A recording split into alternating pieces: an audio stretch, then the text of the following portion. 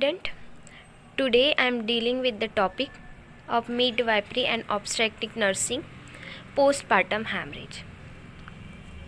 Now let's start the postpartum hemorrhage. Postpartum hemorrhage, ये इसके नाम से ही पता चल रहा है कि इसका क्या मीनिंग है. Postpartum means after delivery. Then hemorrhage means bleeding, excessive bleeding. Okay. Then we see the definition of postpartum hemorrhage. Definition: postpartum hemorrhage, severe bleeding during the third stage of labor or within 24 hours after the expulsion of placenta. It is called as the postpartum hemorrhage. क्या होता है postpartum hemorrhage में? During labor third stage या फिर after expulsion of placenta within a 24 hours bleeding होती है, वो भी severe in a pregnant woman. तो वो at the time of delivery bleeding होती है, तो उसको कहते हैं postpartum haemorrhage. When bleeding occurs after delivery within 6 weeks, then it is called as the postpartum haemorrhage. Not only within 24 hours but also within 6 weeks after delivery there is a bleeding can be happen. Okay, means 6 week के बाद, delivery के 6 week के बाद भी अगर bleeding हो रही है मदर को, तो हम बोल सकते हैं कि पोस्टपार्टम हेमरेज हुआ है. This bleeding is more than 500 ml. If mother को 500 ml से ज़्यादा ब्लीडिंग हो रही है तो उसको पोस्टपार्टम हेमरेज कहते हैं. ये हो गई definition of postpartum haemorrhage. Then average blood loss. Average blood loss कैसे होता है? Then first following vaginal delivery. Vaginal delivery means normal delivery. इसमें 500 ml ब्लड लॉस होता है. Average means it's normal blood loss.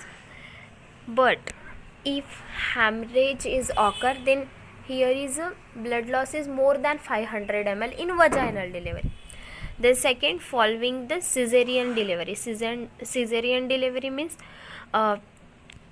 जो हम इलेक्टिव सीजर करते हैं, लोअर सीजरियन सेक्शन, वो होता है सीजरियन डिलीवरी. उसमें 1000 ml ब्लड लॉस होता है नॉर्मली, पर अगर इससे ज़्यादा हुआ तो वो हो जाएगा हेमरेज. उसके बाद फॉलोइंग सीजरियन हिस्टेक्टोमी. ये भी डिलीवरी कंडक्ट करने का एक तरीका है. अगर इसमें नॉर्मली 500 ml ब्लड लॉस होता है और इससे ज़्यादा अगर हो रहा है तो हम बोलेंगे उसे हेमरेज.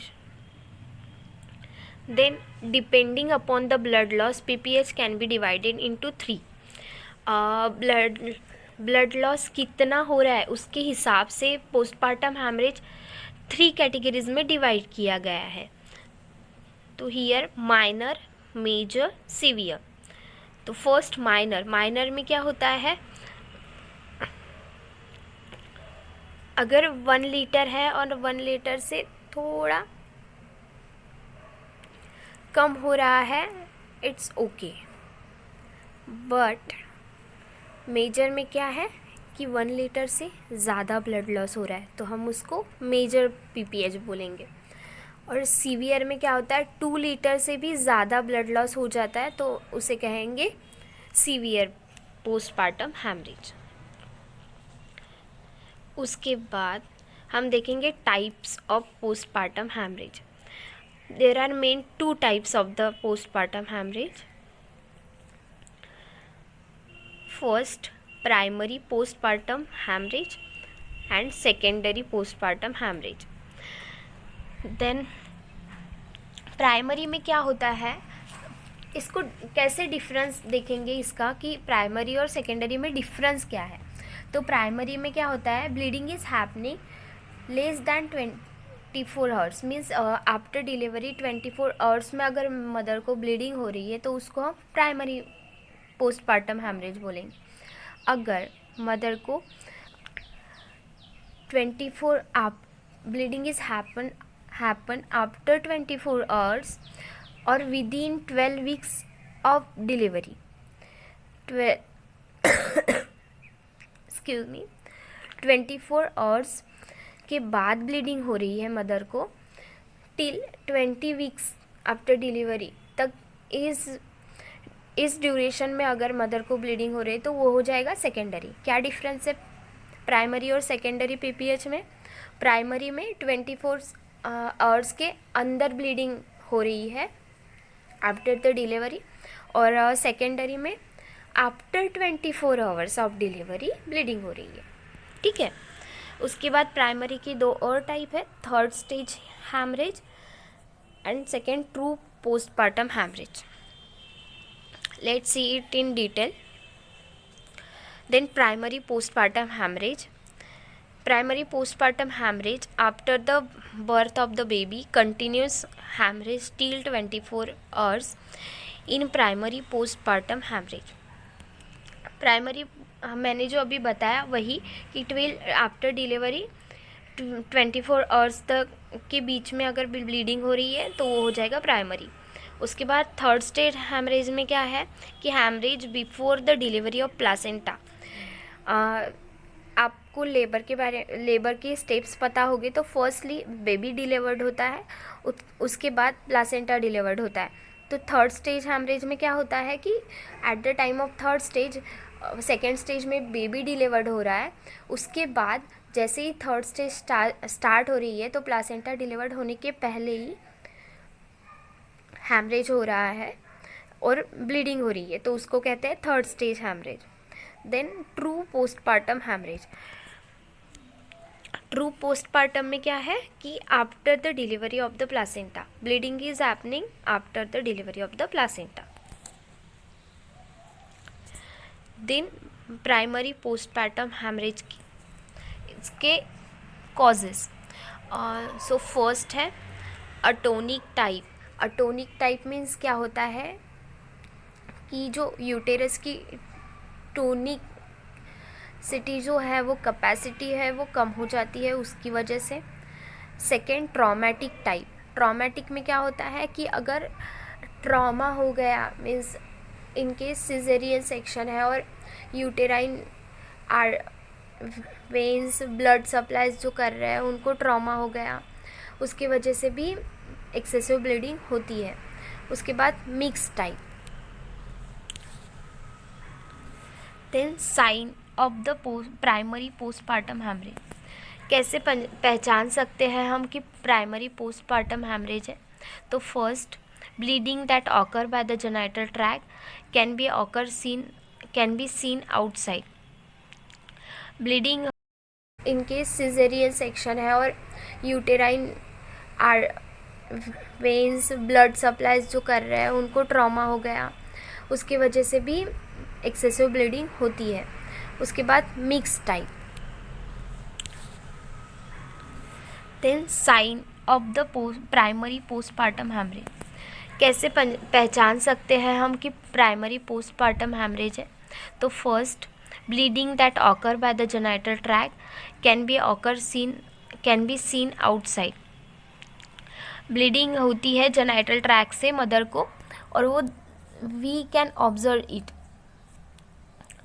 कि मदर कितने पैड चेंज कर रही है। मदर कंप्लेंट करेगी कि मुझे बहुत ज़्यादा ब्लीडिंग हो रही है, तो फिर अगर पीवी करते हैं तो हमें पीवी भी नहीं करना पड़ता, सिर्फ ऑब्जर्वेशन से ही वो दिख जाता है कि ब्लीडिंग ज़्यादा हो रही है। Second, woman looks pallor. Excessive bleeding होने की वजह से जो मदर है वो पैलर दिखती है। Increase in pulse rate. Mother के पल्स रेट इंक्रीज हो जाते हैं। उसके बाद decrease in blood pressure. Blood pressure decrease हो जाता है। नॉर्मल ब्लड प्रेशर 120/80 है, लेकिन अगर हैमरेज का केस है तो उसमें ब्लड प्रेशर कम हो जाएगा। Then alteration in level of consciousness. इसमें क्या होता है कि अगर मदर नॉर्मल है तो वो उसके कॉन्शियसनेस में अल्टरेशन आ जाएगा, वो मेंटली डिस्टर्ब हो जाएगी because of excessive blood loss. If the abdominal examination is done then cause of the bleeding can be identified. अगर एब्डोमिनल एग्जामिनेशन करते हैं पीएनसी में पोस्टपार्टम पीरियड में तो we can identify the cause, means we can reason क्या है उसके पीछे वो आइडेंटिफाई कर सकते हैं।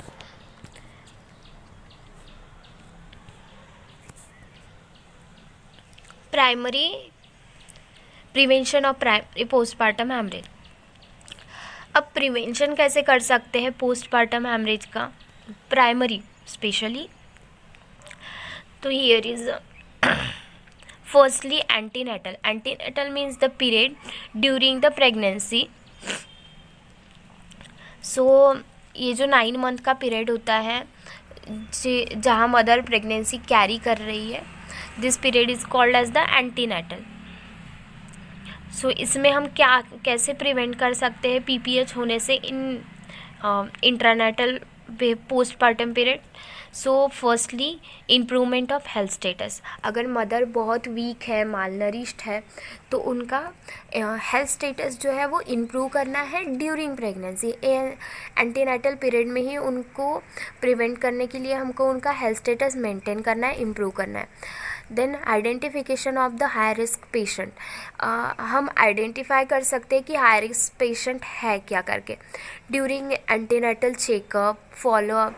तो उसमें क्या हो जाता है कि अगर मदर में कुछ हाई रिस्क की पॉसिबिलिटी दिखती है तो वो आइडेंटिफाई हो जाती है। जैसे अगर मदर का ब्लड प्रेशर हाई हो रहा है, वेट गेन नहीं हो रहा है, HB कम है, तो ये सारी चीज़ें हम एंटीनेटल पीरियड में ही आइडेंटिफाई कर सकते हैं इजीली। और इससे क्या होगा कि हमारा पोस्टपार्टम हैमरेज प्रिवेंट भी कर सकते हैं अगर हम अभी मैनेज कर ले ये चीज़ें तो।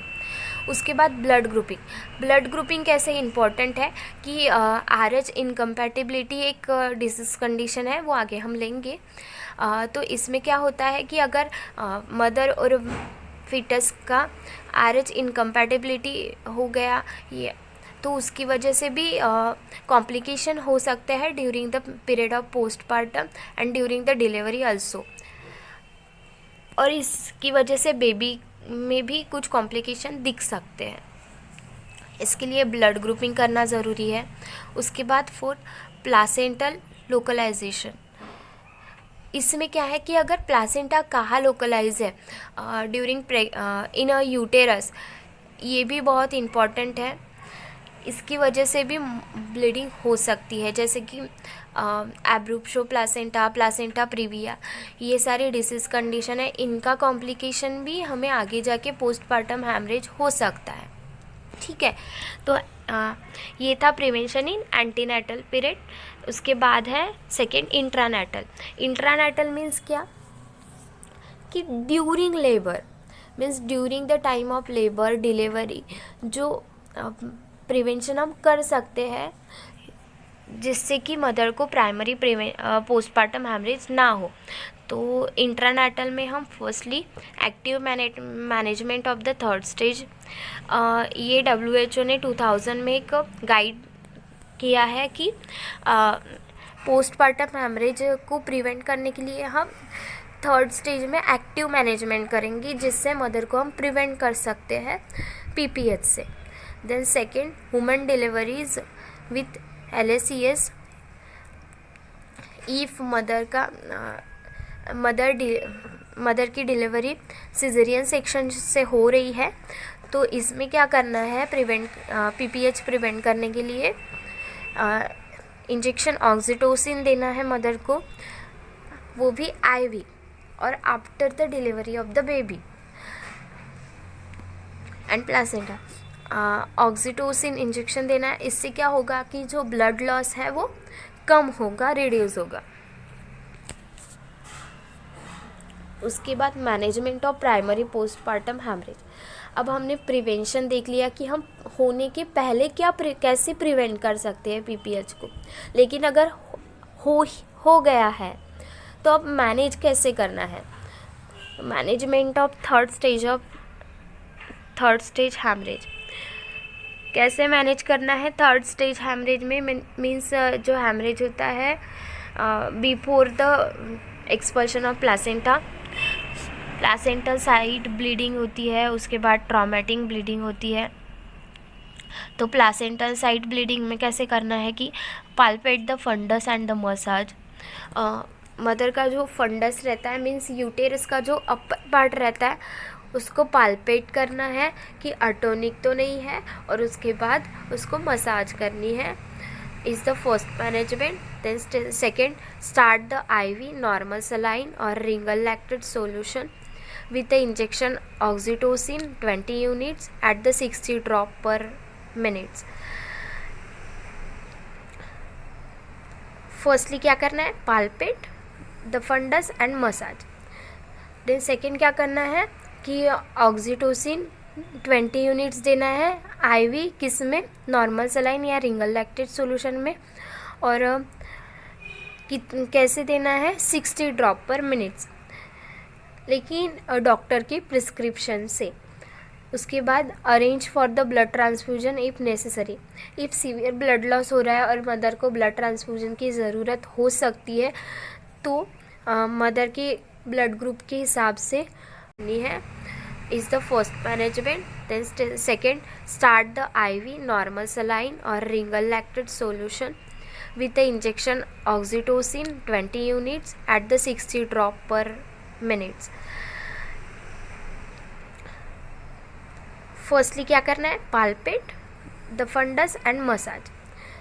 देन सेकेंड क्या करना है कि ऑक्सीटोसिन 20 यूनिट्स देना है IV, किस में, नॉर्मल सलाइन या रिंगल लैक्टेट सोल्यूशन में, और कैसे देना है, 60 ड्रॉप पर मिनट्स, लेकिन डॉक्टर की प्रिस्क्रिप्शन से. उसके बाद arrange for the blood transfusion if necessary. If severe blood loss हो रहा है और मदर को ब्लड ट्रांसफ्यूजन की ज़रूरत हो सकती है, तो मदर के ब्लड ग्रुप के हिसाब से ब्लड ट्रांसफ्यूजन के लिए रेडी रहना है और ब्लड बैग अरेंज करना है.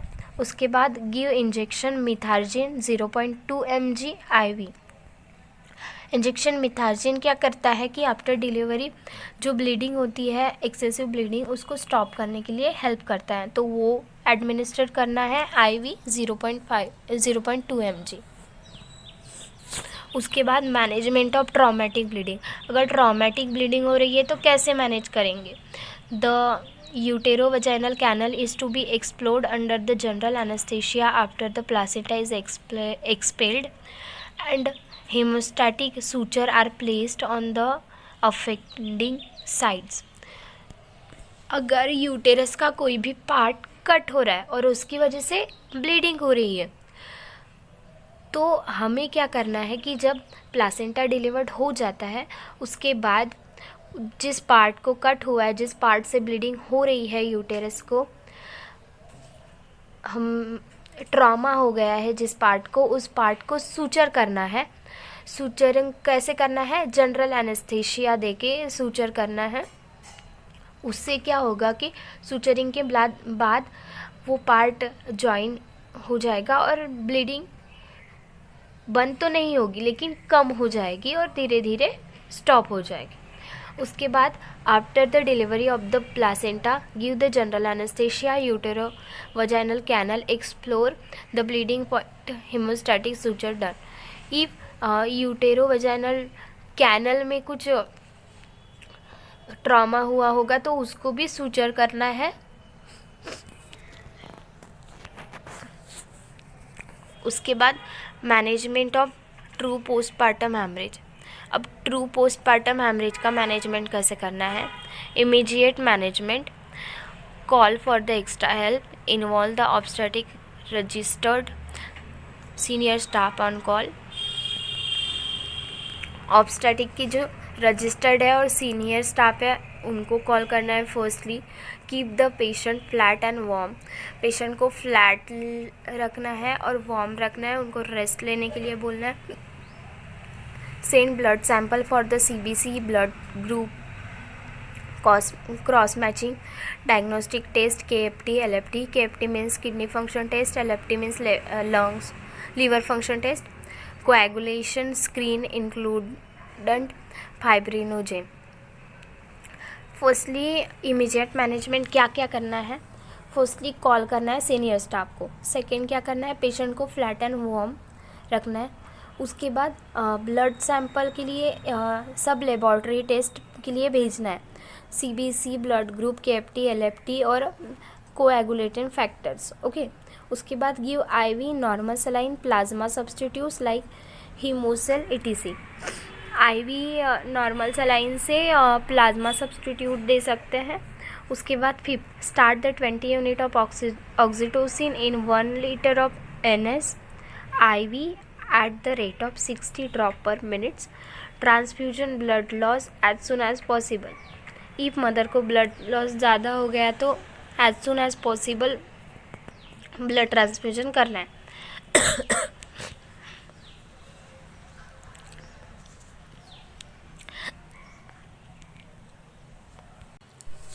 एक्चुअल मैनेजमेंट में क्या करना है?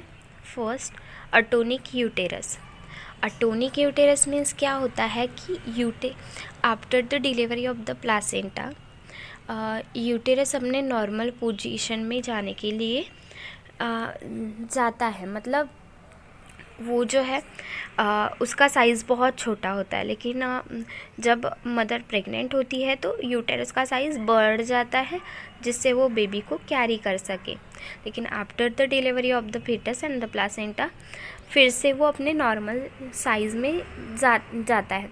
लेकिन अगर इन केस किसी कॉम्प्लिकेशन की वजह से वो नहीं जा रहा है, अटोनिक हो रहा है, तो उसमें क्या होगा कि PPH हो सकता है। तो ऐसे अगर ये कॉज रहा तो हम कैसे मैनेज करेंगे? तो मसाज द यूटेरस, हमको यूटेरस को मसाज करनी है।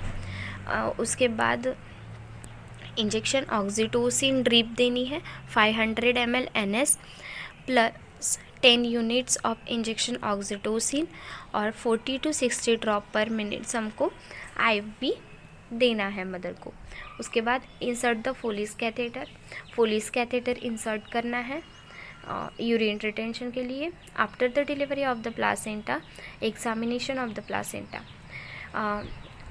प्लासेंटा डिलीवर्ड होने के बाद प्लासेंटा का एग्जामिनेशन करना है कि कंप्लीट प्लासेंटा डिलीवर्ड हुआ है कि नहीं, प्लासेंटा का कुछ पार्ट रह तो नहीं गया, कॉटिलेडॉन रह तो नहीं गए, वो चेक करना है। उसके बाद अटोनिक यूटेरस में कि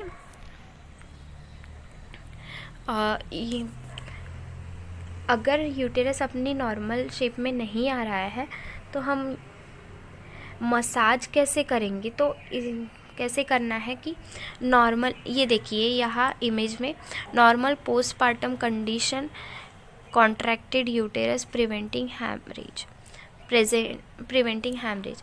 नॉर्मली यूटेरस ऐसे रहता है पोस्टपार्टम पीरियड में। यूटेराइन अटोनी में क्या होता है कि वो अपने नॉर्मल साइज़ में नहीं आ रहा है, वो जितना बड़ा था वो उतना ही बड़ा है। तो इसमें क्या हो रहा है कि ब्लड फ्लो हो रहा है, ये दिख रहा है यहाँ पे कि ब्लड फ्लो हो रहा है यूटेरस से, क्योंकि यूटेरस अपनी नॉर्मल शेप में आ ही नहीं रहा। तो हम कैसे उसको मैनेज कर सकते हैं? Manual fundal massage, squeezing of the uterus in the attempt to stop the haemorrhage. हम मैनुअल मसाज कर सकते हैं जिससे क्या होता है कि यूटेरस से जो ब्लीडिंग हो रही है, हैमरेज हो रहा है, वो स्टॉप हो सकता है। तो इस तरह से मैनुअल मसाज करते हैं। ये भी सेम मैनुअल मसाज ही है। ये ऐसे फंडल के ऊपर हाथ रखना है और वहाँ से प्रेशराइज करके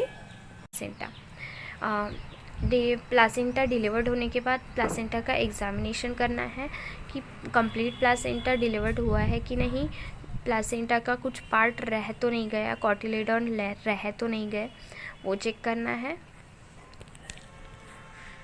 उसके बाद अटोनिक यूटेरस में कि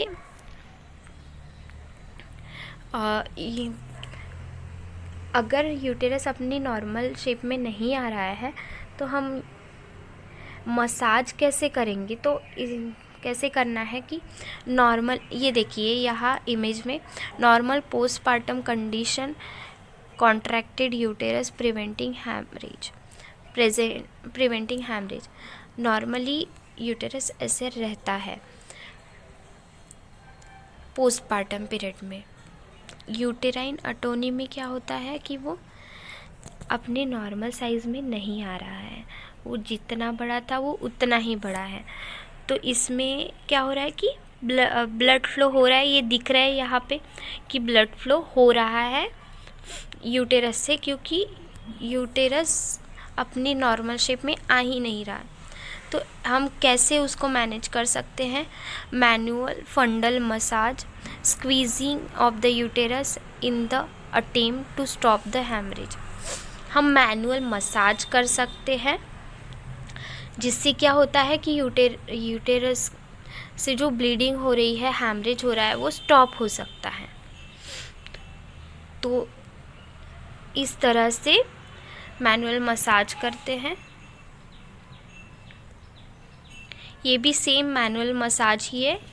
ये ऐसे फंडल के ऊपर हाथ रखना है और वहाँ से प्रेशराइज करके मसाज देनी है यूटेरस को, ठीक है। ये है मैनुअल रिमूवल ऑफ प्लासेंटा, जिससे प्लासेंटा रिटेन ना हो।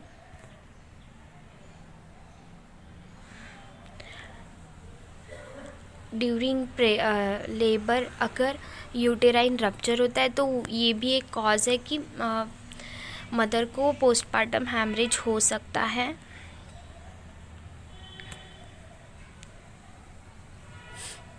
See here is the early presentation, means normal है फिटस। और अगर प्रीवियसली इसके पहले भी मदर का इंसीजन हुआ है, सिजेरियन सेक्शन हुआ है, तो उसके इंसीजन और इसकी वजह से क्या होता है कि टीयर होने की चांसेस रहते हैं। बेबी प्रेशराइज कर रहा है नॉर्मल डिलीवरी के लिए ड्यूरिंग लेबर, और यहाँ ऑलरेडी मदर को सिजेरियन सेक्शन के सूचर्स लगे हुए हैं प्रीवियस डिलीवरी के टाइम के, तो उसकी वजह से टीयर हो सकता है और ब्लीडिंग हो सकती है। देन अटोनिक में क्या था कि loss of tone and elasticity of the uterus, general anaesthesia, uterus explode. उसके बाद bye manual compression uterus massage कर सकते हैं। फिर क्या कर सकते हैं, और यूटेराइन टैम्पोनेट। ये क्या होता है कि uterine tamponade for the control of the acute uterine bleeding, enough pressure to cause immediate tamponade between the Foley's catheter balloon and the uterine wall. Uterine tamponade insert करते हैं यूटेरस में, जिससे क्या होता है कि ब्लीडिंग जो है वो बंद हो जाती है, प्रेशराइज्ड करने के वजह से स्टॉप हो जाती है। ऐसे रहते हैं यूटेराइन टैम्पून, इंटरनल यूटेराइन टैम्पूल। ये हम इंसर्ट करते हैं यूटेरस में। देन मॉनिटर फॉर, अब मैनेजमेंट में किन किन चीज़ों के लिए हमको मॉनिटर करना है मदर को, तो फर्स्टली मदर का temperature, pulse, respiration and blood pressure, means whole vitals continue monitor करने हैं। उसके बाद type and the amount of fluid, कितना फ्लूइड देना है और कौन से टाइप का फ्लूइड देना है। उसके बाद यूरिन आउटपुट, मदर का यूरिन आउटपुट चेक करना है कि कितना यूरिन आउटपुट हो रहा है मदर का। उसके लिए हमने यूरिन कैथेटर भी इंसर्ट किया है। उसके बाद ड्रग्स कौन से ड्रग्स दे रहे हैं, मींस ऑक्सीटोसिन, मिथार्जिन। उसके बाद आईवी फ्लूइड्स क्या क्या दे रहे हैं, उनका डोज क्या है, टाइमिंग क्या है, वो सब नोट करना है, मॉनिटर करना है।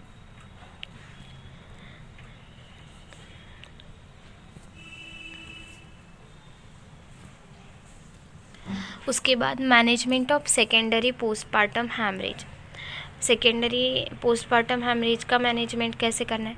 सेकेंडरी में क्या बताया था कि ब्लीडिंग कब होती है, after the 24 hours of the delivery till the 12 weeks of delivery. Okay, तो इसमें कैसे मैनेजमेंट करना है। सपोर्टिव थेरेपी देनी है। अगर ब्लड लॉस हो रहा है तो ब्लड ट्रांसफ्यूजन देंगे। उसके बाद सेकेंड, ब्लड लॉस स्टॉप करने के लिए इंजेक्शन मिथार्जिन देंगे 0.2 mg IM दे सकते हैं, मीन्स इंट्रामस्कुलर। उसके बाद एडमिनिस्टर एंटीबायोटिक्स, इंजेक्शन मेट्रोनाइडाजोल। अब हम एंटीबायोटिक क्यों दे रहे हैं मदर को? तो ब्लड लॉस हो रहा है, means there is a chances of infection to the mother. तो इन्फेक्शन मदर को ना हो, मदर सेप्सिस में ना जाए, इसके लिए हमको एंटीबायोटिक भी एडमिनिस्टर करना है। Then conservative therapy.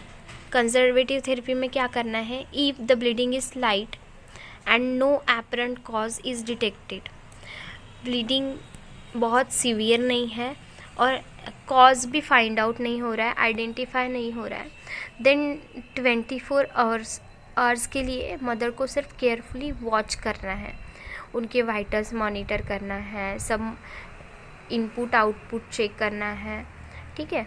और so is done in the hospital, और ये हॉस्पिटल में ही करना है, मदर को एडमिट करके हॉस्पिटल में ही ये कंजर्वेटिव थेरेपी देनी है। Then active management of secondary postpartum haemorrhage. अगर मदर को सेकेंडरी पोस्टपार्टम हैमरेज हो रहा है तो एक्टिव मैनेजमेंट क्या करेंगे?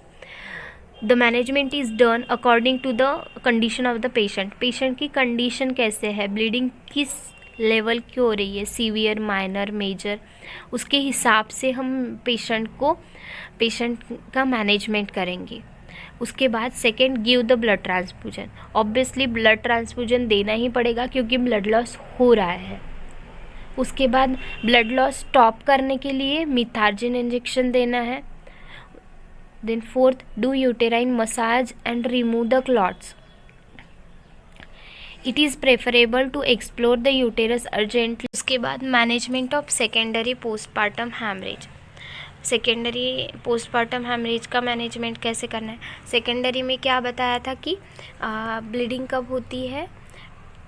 After the 24 hours of the delivery till the 12 weeks of delivery. Okay, तो इसमें कैसे मैनेजमेंट करना है? सपोर्टिव थेरेपी देनी है। अगर ब्लड लॉस हो रहा है तो ब्लड ट्रांसफ्यूजन देंगे। उसके बाद सेकेंड, ब्लड लॉस स्टॉप करने के लिए इंजेक्शन मिथार्जिन देंगे 0.2 mg IM दे सकते हैं, मीन्स इंट्रामस्कुलर। उसके बाद एडमिनिस्टर एंटीबायोटिक्स, इंजेक्शन मेट्रोनाइडाजोल। अब हम एंटीबायोटिक क्यों दे रहे हैं मदर को? तो ब्लड लॉस हो रहा है, means there is a chances of infection to the mother. तो इन्फेक्शन मदर को ना हो, मदर सेप्सिस में ना जाए, इसके लिए हमको एंटीबायोटिक भी एडमिनिस्टर करना है। Then conservative therapy. Conservative therapy में क्या करना है? If the bleeding is light and no apparent cause is detected, bleeding बहुत सीवियर नहीं है और कॉज भी फाइंड आउट नहीं हो रहा है, आइडेंटिफाई नहीं हो रहा है, देन 24 आवर्स के लिए मदर को सिर्फ केयरफुली वॉच करना है, उनके वाइटल्स मॉनिटर करना है, सब इनपुट आउटपुट चेक करना है, ठीक है।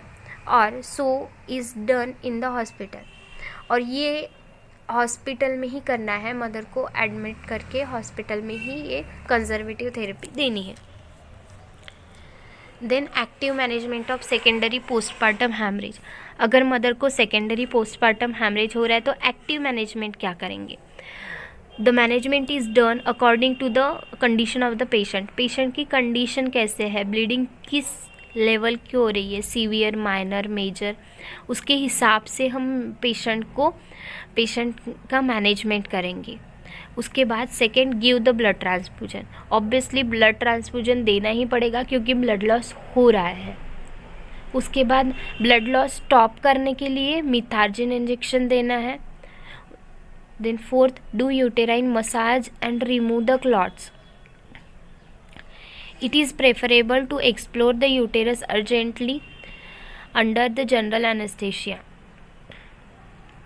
अगर यूटेरस अपने अटोनिक है, नॉर्मल शेप में जा नहीं रहा है, कुछ क्लॉट्स रह गए हैं प्लासेंटा के, तो इस टाइम पे हम क्या कर सकते हैं कि मसाज करना है और क्लॉट्स रिमूव करना है। अगर नहीं हो रहा है तो अगर हैमरेज बहुत ज़्यादा है तो कभी कभी कंप्लीट यूटेरस रिमूव करते हैं जनरल एनेस्थीसिया में। देन हेल्थ एजुकेशन देना है मदर को एज वेल एज फैमिली को। नाउ हमने क्या क्या देखा, summary, definition of postpartum haemorrhage, incidents, types, etiology means causes, then sign and symptom of the postpartum hemorrhage, then diagnosis, उसके बाद मेडिकल एंड नर्सिंग मैनेजमेंट।